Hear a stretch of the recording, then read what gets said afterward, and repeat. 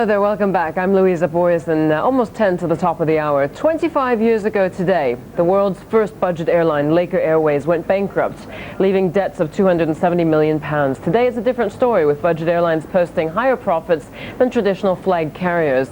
Can low-cost airlines, though, can they keep flying high? For more, we're joined by Paul O'Neill, Director of Transport from Deloitte. Hi, Paul. Hi, Louisa.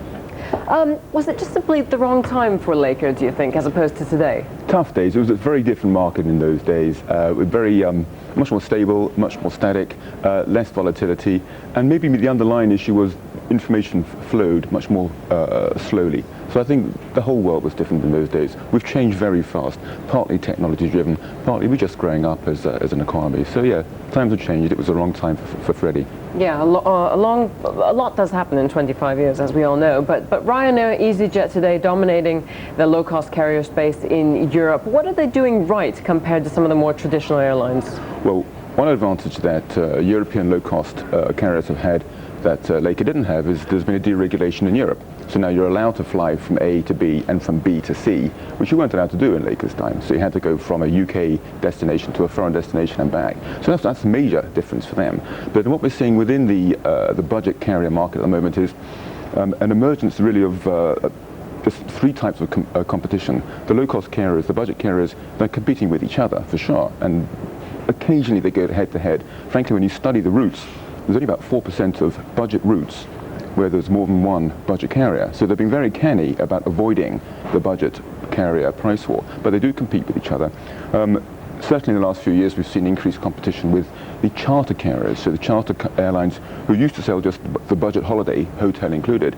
Now they're freeing up the package they offer. People are buying hotels separately, so they're selling their seats at budget carrier rates, so they're a competitor. And of course we have seen a significant resilience by the legacy carriers, the flag carriers, the Lufthansa's, the Air France, the BA. Say, well, we can retain and claim back part of the market that we've lost in the past to the budget carriers. So I think that's part of the competitive landscape there.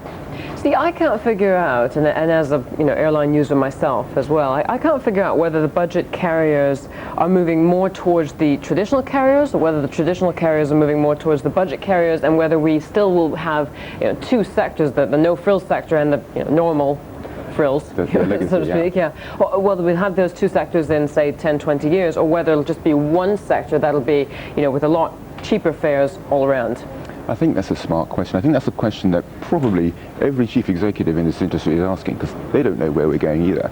We are seeing emerging trends. We're seeing what we might call, we might call it the ultra budget carrier. I actually think of them as the apologist, the I'm sorry budget carrier, by which I mean they apologize to you if you find frills, because they're absolutely proud of saying, we're not offering you frills. Okay, so this is the one market segment. If you find frills on our service, then please let us know it's an accident. Okay, so they're really hardcore budget carriers. There's then a slight middle ground where they're not quite so hardcore. You get a few luxuries, but frankly not much, and their fares are pretty much down at the same end.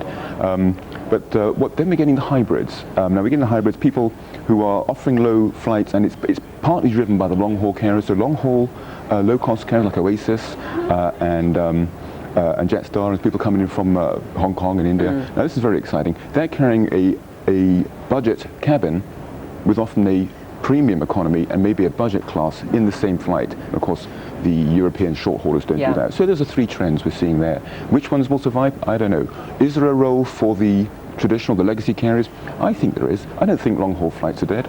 A very, very quick question, as I'm already out of time, but I just want to hear your opinion on whether there's room for the real luxury top end of the line, the likes of Silverjet, for an example, with the cashmere blankets, etc., etc. I think there definitely is. I think there are people who are they're smart enough to choose to travel like that, and often it's because if they're stupid enough to pay those fares, then that's up to them. I don't think it's stupid. I think it's smart. They're choosing to travel.